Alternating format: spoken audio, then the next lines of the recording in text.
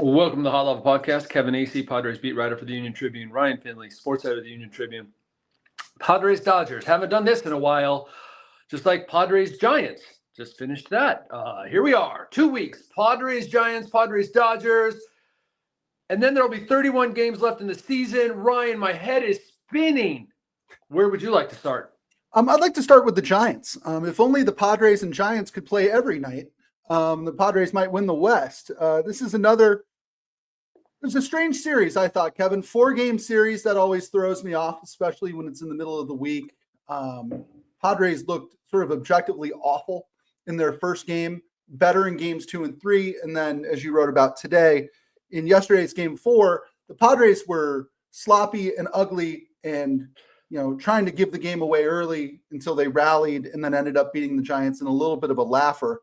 What have we learned about them in the last 4 days, and specifically about their ability to win when they're not playing well?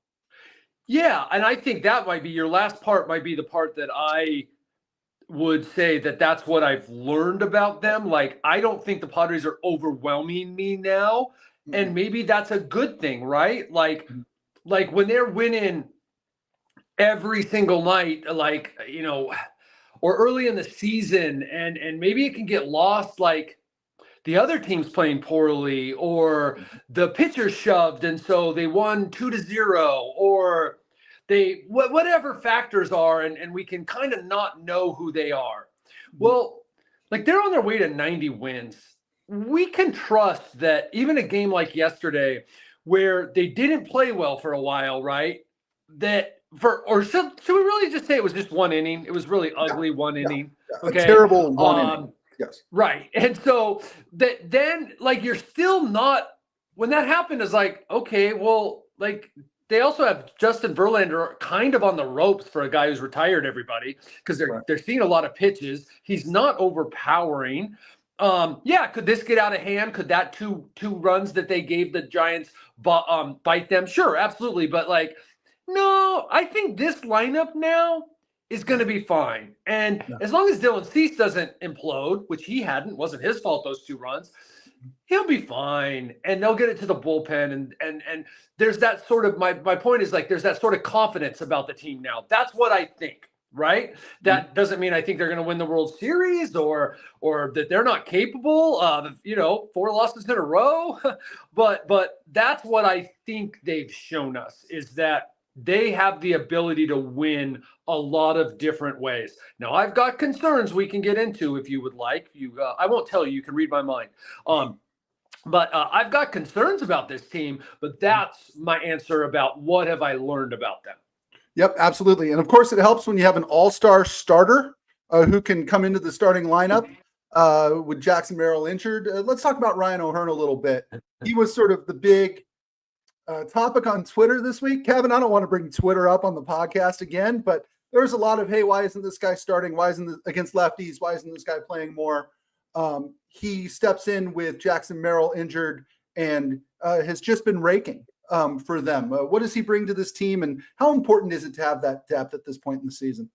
I mean, this is, to me, he was the key pickup, and I said it at the time, in terms of it showed the Padres were, and AJ Preller was looking to fill every possible hole. Like, will we need Ryan O'Hearn, or do we need Ryan O'Hearn and Gavin Sheets? Well, yeah, maybe. And turns out, yeah. Now, you can debate, should Ryan O'Hearn have played a little more? Look, it ain't my fault if people don't want to read and comprehend. And so I used to think, they just don't read. No, now I know that based on some conversations with people, they do read. They just don't want to believe or comprehend. Ryan O'Hearn was playing almost every day. Now, there was some thought inside. There was thought outside. Look, maybe he could have played a game or more too, or started a game or more. Maybe he should have been this pinch hitter, but he was playing a lot. Ryan O'Hearn said it himself. Didn't start off very well. Hit a big home run against the lefty in Arizona, big double against the Dodgers. And it was the proverbial, just perpetual shiny object or thing we don't have that will definitely be better. Now, here's the thing that everybody who was clamoring for Ryan O'Hearn, and look, I was asking the question. I don't clamor, but I ask. Everybody now gets to go, see, told you so, because Ryan O'Hearn has come through. What we forget is all the times we clamored, and the guy we clamored for wasn't any better than the guy that was in there. So, look, they have a lot of players, and it was clear from the start. The beauty of what I do, what you do, what fans do is we get to clamor and question. Mm-hmm. Mike Schilt's job, the staff's job, Preller's job is to make all the pieces fit, and they're not going to do a perfect job. If you've got a bunch of pieces and they're going to second guess themselves all the time, like, dang it, man, should have done this maybe, or should have done this.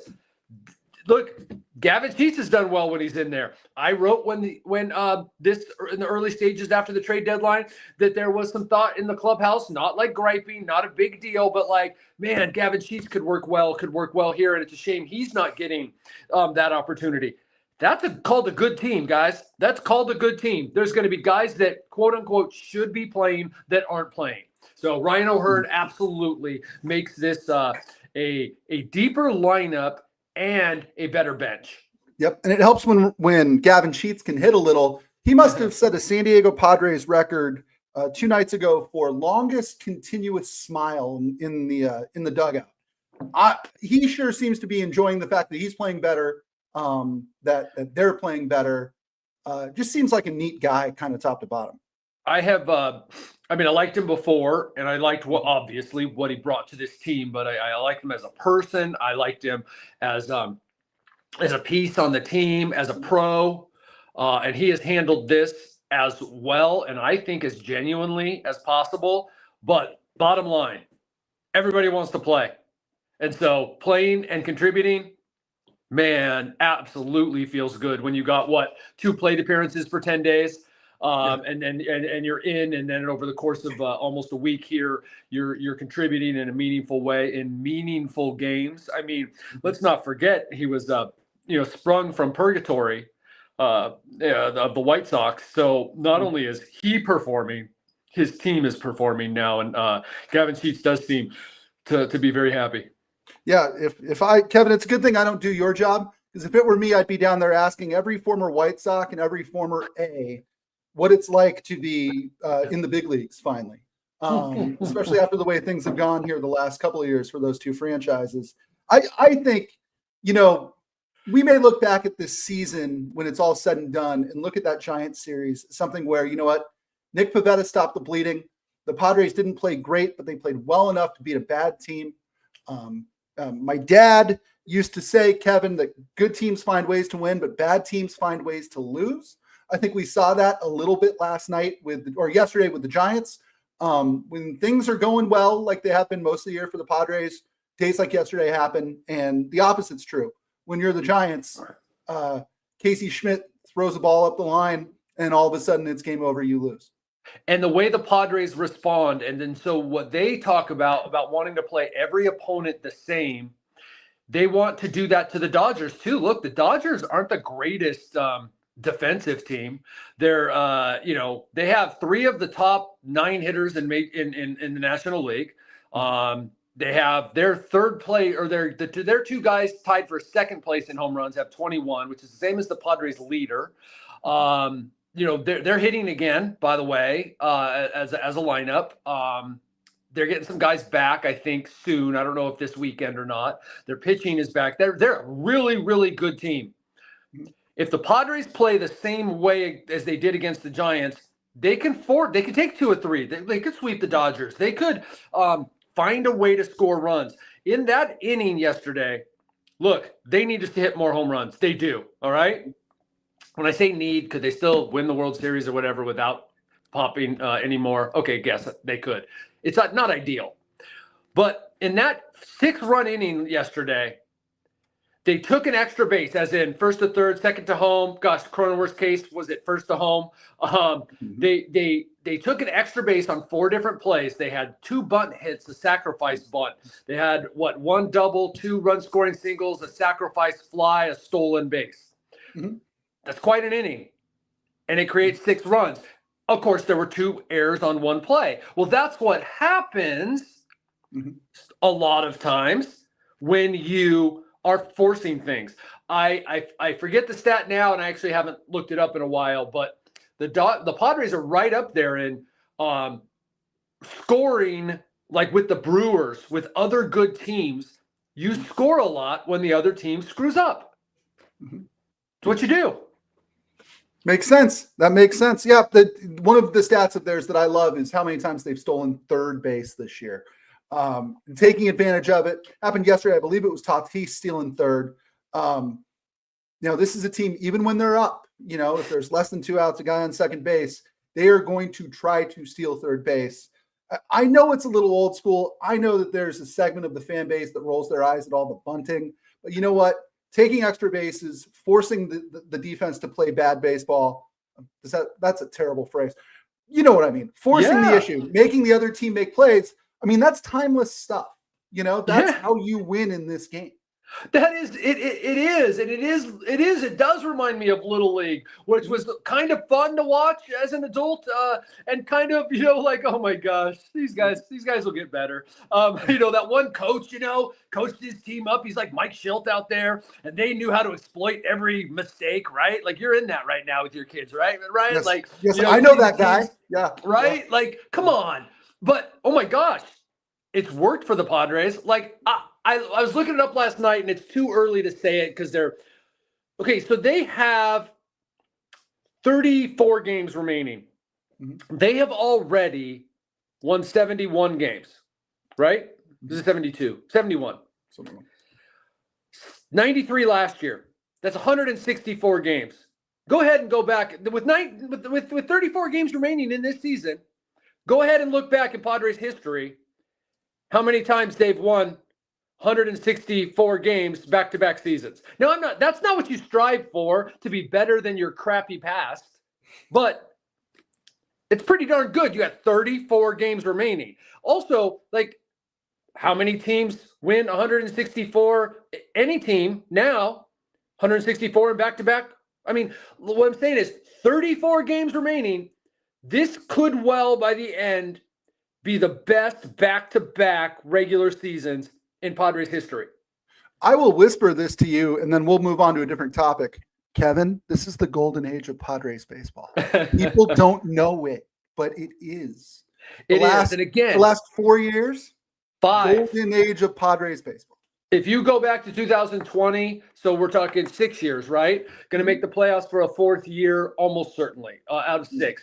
You blew the other 2. That you could look at that both positively and negatively. Believe me, for all people out there scoffing, there are people that look at 2021 and 23, Padres fans, longtime Padres fans, that look as those years as like positives almost, right? I'm not saying I agree with them because now your expectations, are higher, right? But it is we can shout it. I did a story with graphics where I did the research and a couple different graphics, and you in terms of both playoff success relative to other teams in the last 6 years, and the Padres' success relative to their lack of success in the past. And you can't hold a candle really to this period of Padres baseball. Again, your sights are now trying to become the Dodgers, right? Your sights are now trying to become a championship winning team and a perennial playoff team. That's your sights, but we should probably live with some perspective as well. Yeah, a little perspective is not a bad thing. And, speaking of perspective, I think heading into this series, the Padres have a little bit of a different one than they had a week ago. You wrote about it in today's Padres Daily. A week ago, everybody was excited, like, hey, you got a 1-game lead in the division heading into 3 games at Dodger Stadium. There's an excitement of let's go here, right? It seems to me, and maybe, Kevin, we just caught these guys on a different kind of day. It seems like that approach has completely shifted in the span of a week to, you know what, it's just 3 games. Let's see how it goes. Am I wrong? Yeah, I think I like the way that you phrased it and your kind of tone in it. It was all very correct. I don't want to overstate it. Like they were like, yeah, we're gonna storm the castle and pillage the land and there will be nothing left of the Dodgers and this is our World Series. Because honestly, I think that's how some in the media and fans in Los Angeles kind of take it when the Padres talk about it being a big series. And it's like, no, they were just talking about how like it's for first place and the division and all that, and they would like to get the bye. But yes, there has been a shift to a certain extent of maybe a re-emphasizing of what they've really done well to live by since I would say early in the Mike Schilt tenure, about a third of the way through last season. It started to sink into them. Every series the same. You can look at that. Sometimes it feels like, man, these guys are making the Rockies at home in April seem like really big, or they're downplaying the Dodgers, right? But whatever. And Mike Schilt can speak very actually eloquently on this. It's one of his big things, which is just every day the same. Now, that sounds like a cliche. Well, yes, but if you live it and put it into practice, it's pretty impressive. And I think that's what the Padres have done. They were up for that Dodgers series. They'll be up for this one. But as much as humanly possible, I do think they do a really good job of making every series the same. Does it always look like it? No. Do they always do it? No. But yeah, I think there was, to your point, and yeah, I went off a little bit, but to your point, there was an emphasis, I believe, on, hey, we're the Padres. Like, if we play this way, remember how we've said and we believe that if we play this way, we'll beat anyone or we'll have a good chance, as Mike Schill said, to shake hands? That's what we're going to do here. Boom. That's it. I had this thought last Sunday, Kevin, when they got swept, and I think that getting swept instead of merely taking 1 out of 3 was a big deal there. I sort of had the thought last Sunday, like, gosh, I wonder when the next time the Padres are going to get a chance like this is. And this is why baseball is great. They took only 3 of 4 from the Giants. They did not sweep the Giants, but because of what happened in Colorado, the Padres now have a chance to overtake the Dodgers again this weekend. The Dodgers have a 1-game lead heading into a 3-game series. Is this the playoffs? No, it is not the playoffs. But this is a second chance for them, I think, to continue that momentum a little bit, to sort of, it's a litmus test against a good team, Kevin. The people have been reporting about the Dodgers' premature death for 5 or 6 years. It's a darn good team, and they get another chance to play them this weekend. It's great, man. I mean, come on. And this is what's great. And I got to remind myself, rather than trying to change people, that this is just what my email box will be. Of course the Dodgers were going to go to Colorado and sweep them. And the Padres were going to be 4 games back or whatever by now. Well, that didn't happen. That will not keep anyone. It won't keep me from assuming what's going to happen next week. Right? Like, we're just wrong, guys. We're just wrong more often than we're right. Let's just, let's go ahead and keep having fun making these predictions and all that. But let's just remember, like, the world is messy, man. And the baseball is a cruel, cruel mistress. And a fun one too. That's what mistresses are about. But that's what it is, man. And how awesome is that on Monday, I guess the Rockies lost too. So it was like, oh, okay. I mean, the Dodgers lost at the Rockies too, but like the Dodgers lost and then the Padres won the next 3 and the Dodgers only took 2 of 3. It's like, wow, they're only a game back. Like, how fun is that? That's great. Now, here we are. These next 3 games are going to be insane, man. Off the field as much as on, like the crowds. It's going to be wild. Yeah, a quick perspective adjustment here too, Kevin. Had I said to you in February and March that the Padres and Giants would be playing at Petco Park in late August, Padres could overtake the Dodgers for the National League West, I think you would wonder who AJ Preller had traded for early in the season or something like that. To be as close is a testament to not only how I think the Padres are overachieving relative to expectations, the Dodgers have come back to earth relative to expectations. It's huge. It's huge. I do. And what I will say is at the end of the year, if for a second straight year, the Padres have let the Dodgers, and when I say this, I mean the end of the postseason, because I'm not whatever. Winning the division would be huge, but the postseason is what it's about. If once again, like the Padres let a weird year, an injury-filled year for the Dodgers get past them, look, the Dodgers have built-in advantages based on the money that they have. All credit to them building their system as well, and being able to run guys in and out and stuff. But last year injuries, this year injuries. Padres should have taken advantage last year. Should take advantage this year. Maybe that time has passed, or not, but they're in position to do it. And so I will say that will be one of the disappointing aspects if they can't take advantage of this. Yep, absolutely. That they would have their chance and then miss it. Let's go over some pitching here, Kevin.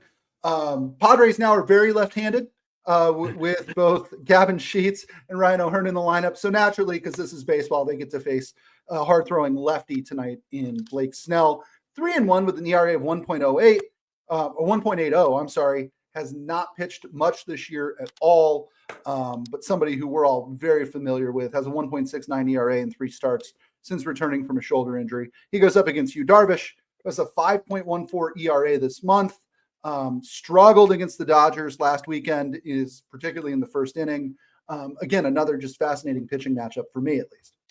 Yeah, Yu doesn't make the same mistake twice against the team. Not that we have a whole bunch of, even for you, as long in the tooth as he is, you don't get that opportunity very much. But Yu will be much better today. Interesting to see what the Padres get on base early if they try to challenge Blake Snell, who they were challenging just as much as they were Will Smith last week, because Blake is not good at holding runners. But you remember that where they were like, well, we're facing Blake Snell. We're not going to get a lot of hits. Let's try to make something happen. And Will Smith, boom, boom, boom, cut down 3 runners. So that'll be interesting. But yeah, this is there's a couple good matchups this week. Absolutely. Let's go to Saturday. Tyler Glasnow, 1-1, 3.12 ERA. 2.50 ERA after the All-Star break, going up against Nestor Cortez. Now is when I recommend that you go to our website and read Annie Heilbrun's Q&A with Nestor Cortez. Really interesting. Seems like a really interesting dude with a great backstory.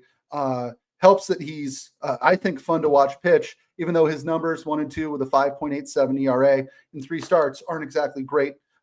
Somebody who has, I don't know, veteran guy going up against Glasnow. I think it's a coin toss kind of game on Saturday. Yeah, I mean, you would give the edge over there. The Padres are seeing Glasnow for the second time. Yeah, this could go. Nestor Cortez could get crushed. Nestor Cortez has been a very good pitcher who has made some good pitches with the Padres, and given them a chance to win a couple times, not another. And yeah, I mean, I would definitely give the edge to Glasnow, but we just spent a lot of time talking about how baseball's funny. Yes, it is. And appointment television Sunday, I think. Yoshinobu Yamamoto against Padres ace Nick Pivetta. That's huge. If that's for the series, if that's for the Padres pulling even with the Dodgers in the standings as opposed to being down, what would that be then? 3?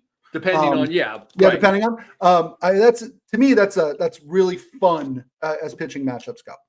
Yeah, well, we can make that huge. There'll be 31 games to go, but you're dang right. We're going to make that huge if that's for, pulling even, if that's for all the marbles for that day. Absolutely. Now, look, Yamamoto's been great.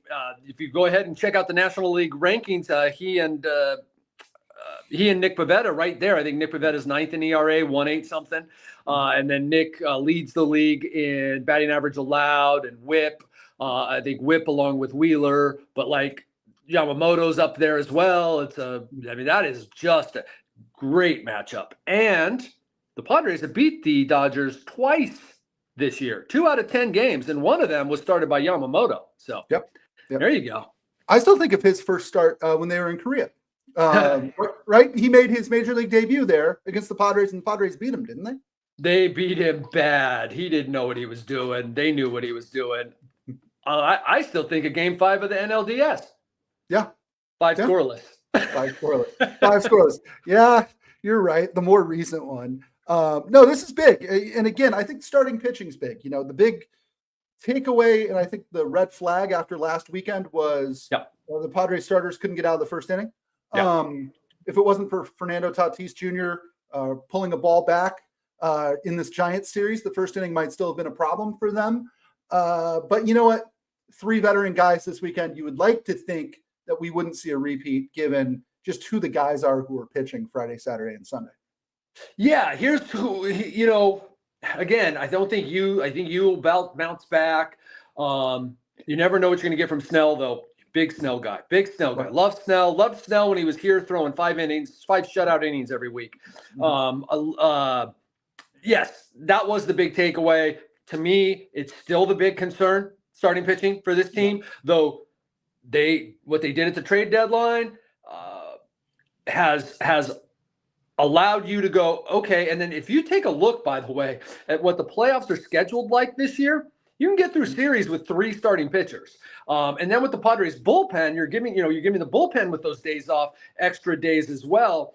Like, the postseason might not be as big a problem as the Padres starting pitching is making us think it could be, but I'm very concerned about the starting pitching. And that doesn't mean I don't think this starting pitching could be great. Look at the names on there and look at what they've done. But Michael King needs to come back and be Michael King, right? When are we going to stop thinking Dylan Cease is going to be Dylan Cease on any sort of consistent basis, right? What has Yu Darvish done this year? These are questions, and they're the kind of questions we should be asking about a team that has a chance to go to the World Series and win the World Series. Absolutely. The questions we ask change, Kevin, as situations change. If this is a championship caliber club, these are questions that championship caliber clubs face, right? Which is, tell me who your 3 starters are for the postseason. Kevin, I can name one guy who I'm pretty sure will get the ball in game 1, assuming everything lines up. The other 2, I think that there's still so much to be determined in the next month. Right. And then the other thing the Padres did at the trade deadline was give themselves a chance to score more. And they have. There have been some clunkers, but okay, everyone does that. Because if you take a look at what the Dodgers did last year where they had like 1 starter and then maybe a second and then maybe a third, but they were doing it with their bullpen. They were also scoring the heck out of the game. They were scoring. They were hitting home runs. That's how they got through, especially the last 2 rounds of the playoffs. Was with their offense. And so they were more offensive than most playoff teams. But if you take a look, as much as we put the emphasis on Mike Schilt ball in the playoffs, you still got to score. Yep. I'm very much, I've started to have like all of my thinking, or a lot of my thinking, as they're 4.5 games clear of the Mets right now. And like, I've had a lot of my thinking just like, okay, so what does this mean for the playoffs? Okay, when a guy makes a mistake here, how will they address that in the playoffs? Okay, how will teams challenge this guy in the playoffs? And I'm missing, 90% of stuff. I mean, it's what the Padres and other teams that feel like they're going to be in the playoffs, what they're thinking about right now. They're having meetings on how do pitchers line up? How do we work on this? So it's a very, very exciting time of the year. Yep. Do you piggyback guys? Do you hand it over to your stellar bullpen in like the 3rd inning? Is Craig Stammen going to walk through that door and start a playoff game for you out of the bullpen? Who knows? Who knows? Kevin, I put you on the spot at the end of every episode, and today is no different. This is one of my favorite topics, but I'm going to let you talk. The Padres tonight are going to wear their City Connect jerseys.